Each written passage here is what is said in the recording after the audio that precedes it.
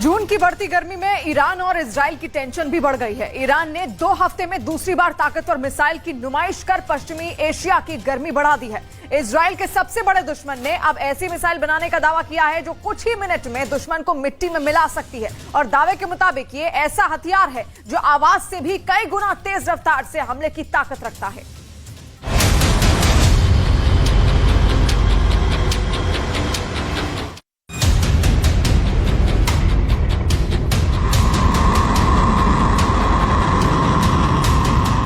Iran की पहली hypersonic missile वार और पलटवार के लिए तैयार है।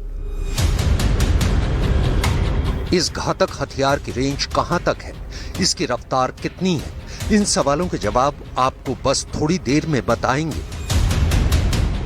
अभी तो सवाल ये कि क्या ईरान की ये वही मिसाइल है जिसके जरिए इजराइल को सिर्फ 400 सेकंड में बर्बाद करने का दावा किया जा चुका है। पिछले साल नवंबर में ईरान के इस्लामिक रिवोल्यूशनरी गार्ड कोर यानी IRGC ने दावा किया था कि उसने एक ऐसी हाइपरसोनिक मिसाइल बनाई है जो महज 7 मिनट के अंदर इजराइल को तबाह कर सकती है। 6 जून 2023 की तारीख ईरान के इतिहास में पत्थर पर लिखी इबारत बन गई, क्योंकि पश्चिम एशिया के इस देश ने अपने राष्ट्रपति इब्राहिम रईसी की मौजूदगी में पहली हाइपरसोनिक मिसाइल बनाने का दावा किया। इसे पहली बार दुनिया के सामने पेश किया। इस मिसाइल का नाम है फतह, जिसका फारसी में मतलब होता है विजेता। इस मौके पर ईरान की एलीट फोर्स IRGC की एरोस्पेस विंग के प्रमुख ने फतह की रेंज भी बताई। هر هدفی رو که اراده بکنیم به حول قوه الهی دقیق اون رو مورد اصابت قرار بدیم। तो ये मिसाइल 1400 किलोमीटर दूर अपने दुश्मन को मिट्टी में मिलाने की ताकत रखती है। लेकिन सवाल तो ये है कि क्या ईरान ने इसकी रेंज जानबूझकर कम बताई है, क्योंकि नवंबर 2022 में खुद ईरान ने ही सिर्फ 400 सेकंड में इजराइल को हिट करने वाली हाइपरसोनिक मिसाइल बनाने का दावा किया था।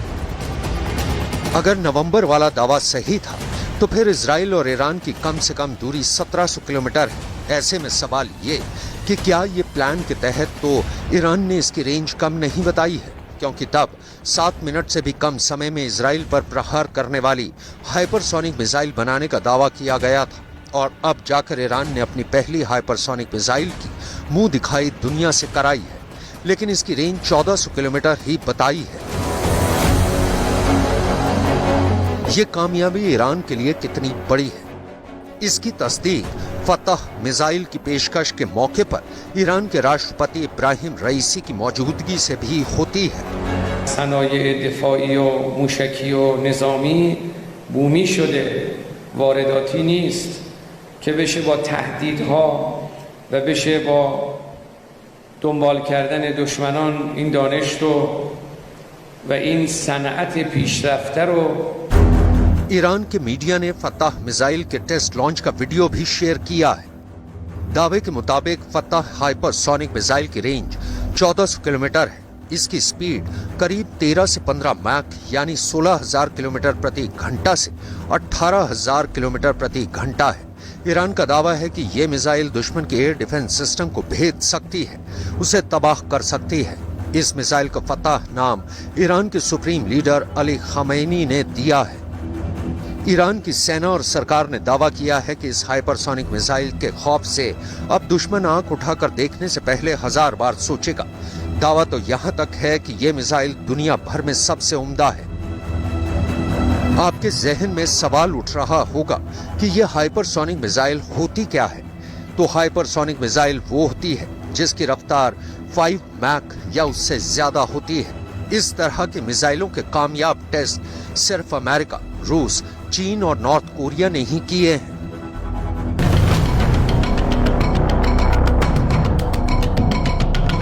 अभी 25 मई को ही ईरान ने बैलिस्टिक मिसाइल के नए वर्जन खुर्रम शहर का पर्दाफाश किया था।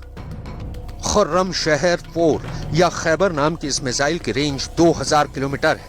यह मिसाइल 1500 किलोग्राम के वॉरहेड के साथ हमले की ताकत रखती है, यानी इस मिसाइल की पहुंच भी ईरान के कट्टर दुश्मन इजराइल तक है। लेकिन सबसे बड़ी बात तो ये कि 2 हफ्ते में दूसरी बार ईरान ने इजराइल को तबाह करने वाली मिसाइल को दुनिया के सामने पेश किया है। बैलिस्टिक मिसाइल के बाद हाइपरसोनिक मिसाइल की नुमाइश से सबसे ज्यादा टेंशन इजराइल को होने वाली है, जिसकी त्योरियां हमेशा ही ईरान पर चढ़ी रहती हैं। इजराइल किसी भी सूरत में ईरान को परमाणु ताकत से लैस नहीं होने देना चाहता है। इस मकसद को हासिल करने के लिए इजराइल ने ईरान पर कई हमले तक किए हैं। फिलहाल इस मसले पर इजराइल और संयुक्त राष्ट्र की अंतर्राष्ट्रीय परमाणु ऊर्जा एजेंसी यानी IAEA में तनातनी भी चल रही है। ממשיכה לשקר לסוכנות הבינלאומית לאנרגיה אטומית, סבא. הכניעה של סבא ללחץ האיראני היא כתם שחור על התנהלות. אם הסוכנות לאנרגיה אטומית תהפוך לארגון פוליטי, אין שום משמעות לפעילות הפיקוח שלה באיראן, וגם לא תהיה שום משמעות לדוחות שהיא מפיקה על הפעילות הגרעינית של איראן. בכל מקרה, ישראל תחת הנהגתנו אינה עומדת מנגד. אנחנו עומדים על עמדתנו בתקיפות, הן בפומבי והן בחדרים סגורים. यानी इजराइल के प्रधानमंत्री ने ईरान के एटमी प्रोग्राम को लेकर IAEA को भी लपेट लिया है। हालांकि IAEA ने इजराइल के आरोपों को बेबुनियाद बताया है। We are used to this, you know. One day is one side that says one thing, and the other day is another side. We accept this as part of our work. Our work is neutral, is impartial, is technical, and we will always say things as they are. The considerations of what this implies is not up to us, and I will never comment on government's opinions on what we do. What I can tell you is that this is technical work, and what we are saying is technically correct.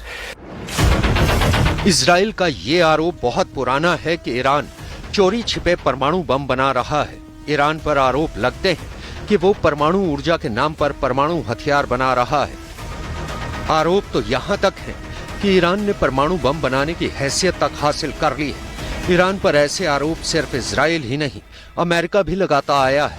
America ने तो एक बार फिर से Iran को किसी भी कीमत पर परमाणु ताकत से लैस नहीं होने देने का दावा किया है। To believe that diplomacy is the best way to verifiably, effectively, and sustainably prevent Iran from getting a nuclear weapon. In parallel, economic pressure and deterrence reinforce our diplomacy. If Iran rejects the path of diplomacy, then, as President Biden has repeatedly made clear, all options are on the table to ensure that Iran does not obtain a nuclear weapon. Iran को America की तरफ से ऐसी चेतावनी पहले भी मिल चुकी है। ऐसे में सवाल ये कि क्या वाकई इजराइल अब ईरान के परमाणु ठिकानों पर सिलसिलेवार हमले करेगा। इजराइल का ईरान के अंदर 3000 ठिकानों पर हमले का प्लान पहले ही सामने आ चुका है। ये सभी ठिकाने ईरान के बेहद अहम मिलिट्री इंफ्रास्ट्रक्चर हैं। इजराइल ने ईरान के सभी परमाणु ठिकानों को तबाह करने का ऐलान किया है। दावे के मुताबिक ईरान पर इजराइल का अटैक कुछ वैसे ही हो सकता है जैसे इजराइल की एयरफोर्स ने इराक और सीरिया के परमाणु ठिकानों पर हमले किए थे।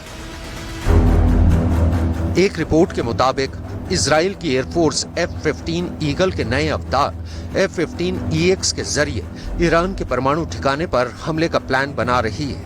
F-15EX अपग्रेड होने के बाद करीब 13,381 किलोग्राम हथियारों के साथ उड़ान भरेगा। अगर ये दावा सही साबित हुआ तो F-15EX पूरी दुनिया का ऐसा इकलौता लड़ाकू विमान होगा जिसमें सबसे ज्यादा हथियार ले जाने की ताकत होगी। अमेरिका से F-15EX मिलते ही इजराइल इराक के बगदाद और सीरिया के अल कीबर परमाणु ठिकानों की तरह ईरान के न्यूक्लियर सेंटर पर भी अटैक कर सकता है। इतना ही नहीं, ईरान के परमाणु ठिकानों पर हमले के लिए अमेरिका से इजराइल GBU-57 भी चाहता है। लेकिन सवाल ये कि क्या इजराइल की ये डिमांड अमेरिका पूरी कर पाएगा? क्या अमेरिका की एयरफोर्स इजराइल को GBU-57 की सप्लाई करेगी? तो फिलहाल इसका जवाब नहीं है, क्योंकि अभी अमेरिका में इस मैसिव ऑर्डिनेंस पेनिट्रेटर के निर्यात पर पाबंदी है। GBU-57 वो बम है जो किसी भी परमाणु ठिकाने को तबाह करने की कुव्वत रखता है, लेकिन अभी ये साफ नहीं हो पाया है कि F-15EX में इस मैसिव ऑर्डिनेंस पेनिट्रेटर बम के साथ हमले की ताकत होगी या नहीं। लेकिन अगर ये दोनों इजराइल को मिल गए तो ईरान के परमाणु ठिकाने पर हमले से भी इनकार नहीं किया जा सकता है।